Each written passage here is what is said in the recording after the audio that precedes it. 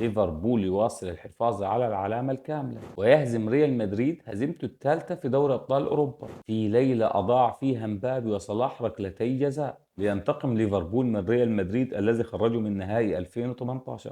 الكرة لكريم في ليفربول في التوجه ديبالا جول.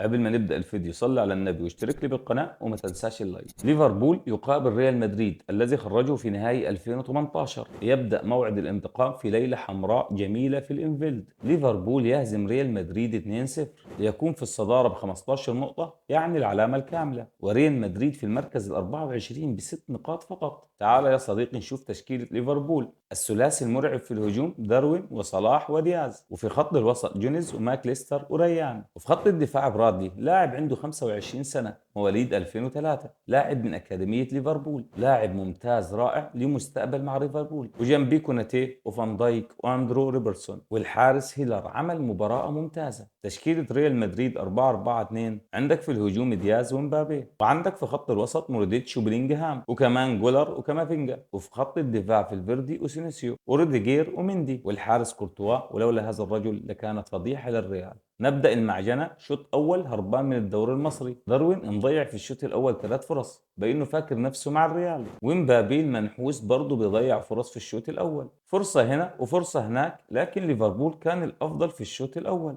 أول هجمة صلاح بيعمل أسيست حلو لداروين ويشوتها، لكن الحارس والدفاع بيشيلها من على خط المرمى، وصلاح أيضا بيعمل أسيست رائع، هو اللي عنده الحلول، ولكن تنقطع من داروين. انا محتار في داروين، بيلعب للارجواي بطريقه رهيبه ويجي عند ليفربول تلاقيه يلعب ماتش وماتش لا.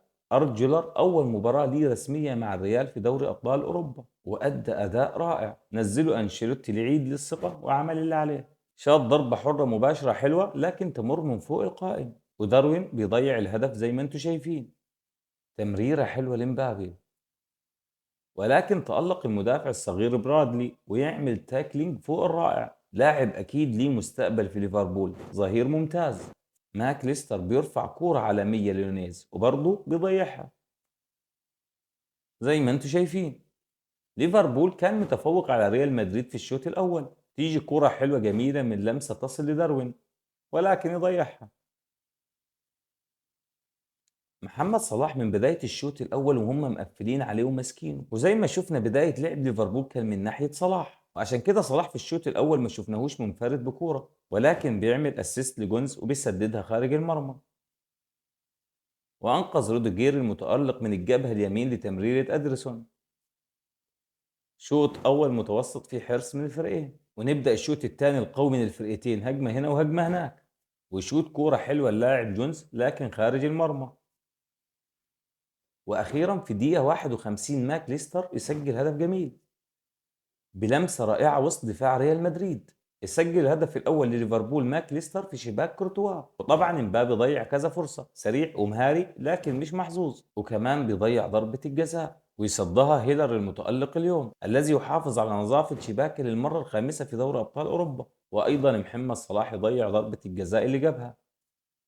والمعلق بيقول ربنا يحبب فيك خلقك، فكرني بفيلم كركر لما قال ربنا يكرمه يا رب. محمد صلاح شاط الكرة قوية خارج المرمى. محمد صلاح زي ما انتم عارفين عايز يعمل حاجة قدام ريال مدريد، وطبعا كان مركز زيادة عن اللزوم وكان حريص وثقته الزيادة انه يشوط الكرة بقوة عشان ينتقم من الريال، ولكن للأسف الكرة تخرج بره، وريبرتسون بيعمل اسيست برفعة رائعة، يرتقي عالي ويسجلها جكوب، يسجل الهدف الثاني لتنتهي المباراة بنتيجة 2-0. ليفربول لأول مرة يهزم الريال منذ 2009، والأول مرة في التاريخ ريال مدريد يخسر 3 مباريات في دوري المجموعات في موسم دوري أبطال أوروبا. كما فينجا أول ما خرج خط الوسط الريال أصبح في مساحات، ليتمكن ليفربول القوي أن يهزم الريال. كامافينجا حرفيا كان بيقطع كل كورة في وسط الملعب، واصبح في مساحات استغلها ليفربول في الشوط الثاني ويفوز برجل المباراة ماك ليستر صاحب الهدف الاول، وهيلر كان رائع صد ضربة الجزاء من امبابي، وكذا فرصة بيضيعها